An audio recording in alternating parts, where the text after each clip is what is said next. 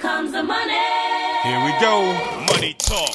Here comes the money. Money, money, money, money. Dollar, dollar. Dollar, dollar. Ching, ching, bling. Bonjour à tous et à toutes et bienvenue à cette première capsule vidéo portant sur la thématique de l'impôt. Aujourd'hui, nous allons nous poser les questions suivantes. Qu'est-ce que l'impôt d'un côté et de l'autre côté, qu'est-ce qu'une déclaration de revenus? Donc, vous allez voir, ma vidéo va être divisée vraiment en deux. D'un côté, je vais parler de l'impôt et de l'autre côté, je vais parler de la déclaration de revenus. Donc, commençons. Qu'est-ce que l'impôt, qu'on appelle aussi l'impôt sur le revenu? En fait, l'impôt, c'est une partie des revenus d'un travailleur ou d'une entreprise qui est versée au gouvernement du Québec et au gouvernement du Canada. En fait, l'impôt, c'est une partie de votre salaire que vous donnez au gouvernement du Québec et au gouvernement du Canada. Parce que oui, les deux paliers de gouvernement récoltent de l'impôt. On envoie de l'impôt tant au gouvernement du Québec qu'au gouvernement du Canada. Mais comment ces gouvernements font-ils pour prélever de l'impôt? En fait, ils agissent de deux manières. Premièrement, ils peuvent prélever de l'impôt sur chacune de vos payes. On l'a vu la semaine dernière quand on étudiait le bulletin de paye. Une des déductions, c'est l'impôt fédéral et l'impôt provincial. Donc, les gouvernements vous prélèvent de l'impôt sur chacune de vos payes, petit montant par petit montant, donc petit peu par petit peu.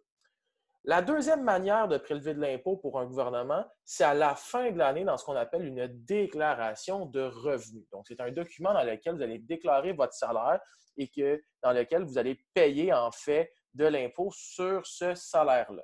Donc, je répète, deux manières de prélever de l'impôt si vous êtes le gouvernement du Québec et du Canada, soit sur chacune de vos payes, soit à la fin de l'année dans une déclaration de revenus. Mais quels sont les revenus imposables? Parce qu'on va voir, ce n'est pas tous les revenus qui sont imposables. Il existe deux grandes catégories de revenus, soit les revenus imposables et les revenus non imposables. Que sont les revenus imposables? En fait, les revenus imposables, ça englobe le salaire que vous recevez pour un travail. Donc, le salaire reçu parce que vous travaillez. Par exemple, votre revenu d'emploi, vous gagnez 20 de l'heure fois 40 heures semaine, c'est imposable.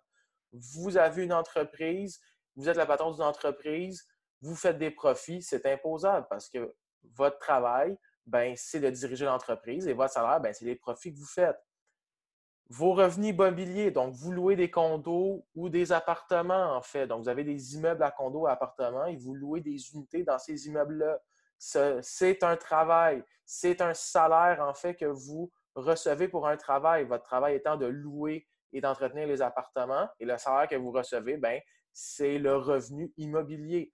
Donc, toute cette catégorie-là de revenus, ce sont des revenus imposables. D'un autre côté, il y a des revenus non imposables qui sont des sommes d'argent que vous recevez ou qui vous sont données sans être un salaire, en fait, reçu pour un travail. Donc, ça englobe tous les gains, tous les cadeaux, tout l'argent qui vous est donné. Par exemple, vous gagnez à la loterie 1 million de dollars. Le million de dollars n'est pas imposable. C'est de l'argent que vous avez gagné, qui vous a été donné, que vous avez reçu par hasard, par cadeau. Les bourses de l'aide financière aux études, pas imposable. C'est de l'argent qui vous est donné sans avoir une prestation de travail en retour. Vos cadeaux de fête en argent. Votre héritage aussi, c'est un revenu qui est non imposable. Vous recevez de l'héritage d'un grand-parent ou d'un oncle qui est décédé, c'est non imposable. Vous vendez votre résidence principale, votre maison, vous décidez de déménager, c'est non imposable. Vous faites de l'argent sur votre maison, c'est non imposable parce que c'est de l'argent qui arrive, c'est de l'argent que vous recevez, qui vous a été donné sans nécessairement avoir travaillé pour. Donc, votre travail, ce n'est pas de vendre votre maison tout le temps, c'est que vous la vendez une fois. Donc, c'est de l'argent qui vous est donné, que vous avez reçu par hasard en cadeau.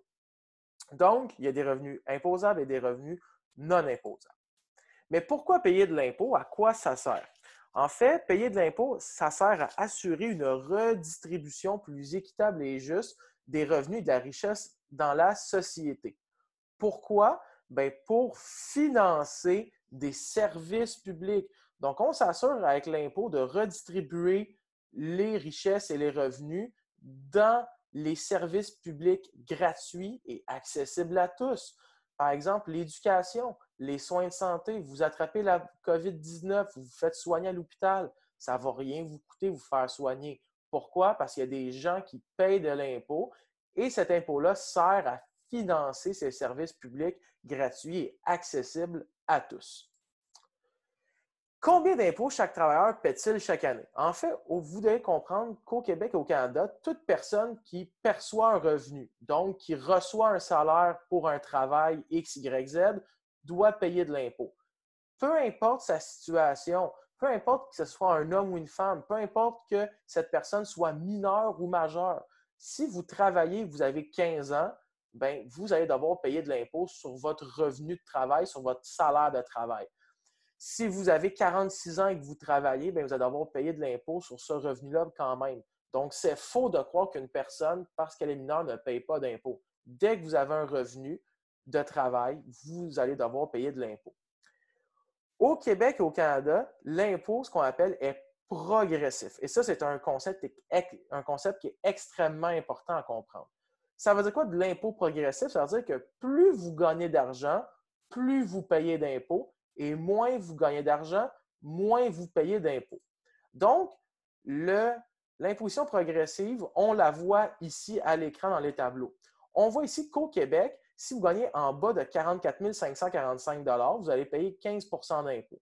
Mais si vous gagnez 108 390 $ et plus, vous allez payer 10 de plus d'impôts, soit 25,75 $.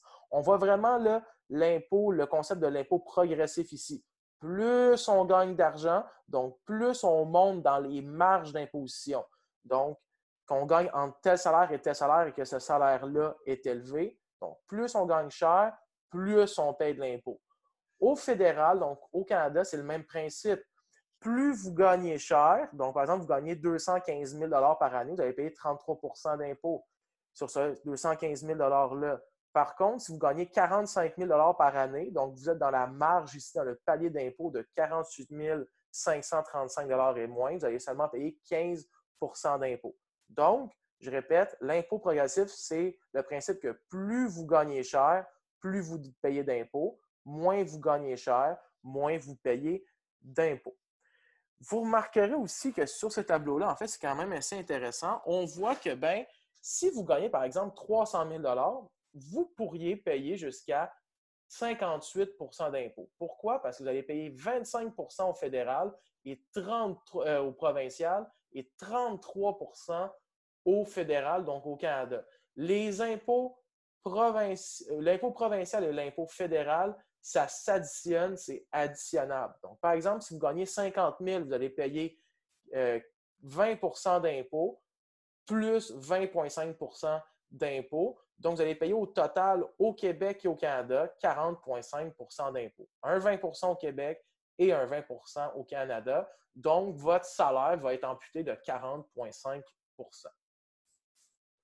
J'arrive maintenant dans la deuxième partie de la vidéo dans laquelle on va parler de la déclaration de revenus. Donc, qu'est-ce qu'une déclaration de revenus? Je vous rappelle qu'une des manières de prélever de l'impôt pour les gouvernements, c'est grâce à la déclaration de revenus qui est faite à la fin de chaque année. Mais une déclaration de revenus, c'est quoi? C'est un document dans lequel les travailleurs divulguent leurs revenus. Donc, dans lequel les travailleurs disent combien ils gagnent, quel est leur salaire, et dans lequel les travailleurs calculent l'impôt à payer au gouvernement à la fin d'une année fiscale. Donc, une déclaration de revenus, c'est un document qui ressemble à ça, dans lequel vous allez dire, bon, ben, mon revenu, c'est ça, je suis telle personne, mon revenu, c'est ça, donc, je dois payer tant de pourcents d'impôts parce que je gagne tel revenu, en fait. Tout simplement, c'est ça, une déclaration d'impôt. Dans une déclaration d'impôt, votre revenu imposable, c'est votre revenu net. OK? Ça veut dire que c'est votre revenu, votre salaire brut, moins les déductions. Donc, c'est le salaire que vous avez quand on enlève les déductions. On peut le voir ici que dans cette section-là, ici, revenu imposable, il faut inscrire le montant de la ligne 275 et la ligne 275, c'est le revenu net. Donc, le revenu sur lequel vous allez être imposé dans votre déclaration d'impôt, c'est votre revenu net et non pas votre revenu brut. Donc, c'est votre revenu net. Vous allez payer de l'impôt pour une année fiscale. Une année fiscale, c'est comme une année habituellement. Ça part le 1er janvier et s'arrête le 31 décembre. Donc, par exemple, Si vous devez payer de l'impôt pour l'année 2019, vous faites votre déclaration d'impôt pour l'année 2019, bien, vous allez calculer le salaire que vous avez fait entre le 1er janvier et le 31 décembre. L'année prochaine, quand vous allez calculer votre salaire pour l'année 2020, donc l'an prochain, vous allez dire, bon, ben, combien j'ai gagné entre le 1er janvier 2020 et le 31 décembre 2020. C'est ça une année fiscale dans la déclaration d'impôt. La déclaration d'impôt est en fait à remettre le 30 avril de chaque année. Donc, chaque année, le 30 avril au maximum, vous allez devoir produire une déclaration d'impôt pour l'année précédente. Donc, par exemple, le 30 avril 2019, donc le 30 avril de l'année passée, vos parents ont fait leur déclaration d'impôt pour l'année 2018, donc pour le salaire qu'ils ont reçu entre le 1er janvier 2018 et le 31 décembre 2018. Le 30 avril prochain, vos parents devront faire leur déclaration de revenus pour l'année 2019, donc pour le salaire qu'ils ont reçu entre le 1er janvier 2019 et le 31 décembre 2019. Petite parenthèse comme ça, cette année, à cause de la COVID-19, ça va être un peu différent. La date limite pour remettre ses impôts, ce n'est plus le 30 avril. En fait, au Québec, c'est rendu le 30 juin à cause de la situation qu'on connaît maintenant. Mais habituellement, il faut toujours remettre sa déclaration d'impôt le 30 avril. Donc, si vos parents ont déjà fait leur déclaration d'impôt, ils ont déclaré leurs revenus pour 2019, tout simplement, ils n'auront pas jusqu'au 30 avril cette année, mais bien jusqu'au 30 juin pour déclarer leurs revenus de 2019. Mais habituellement, la date de remise maximale, c'est le 30 avril. La déclaration d'impôt peut être faite individuellement, donc vous pouvez la faire seule ou vous pouvez la faire par un professionnel comme chez HR Block ou dans votre institution financière. C'est tout à fait faisable. Et votre déclaration peut être faite en version papier ou en version électronique, dépendamment si vous avez des logiciels ou non.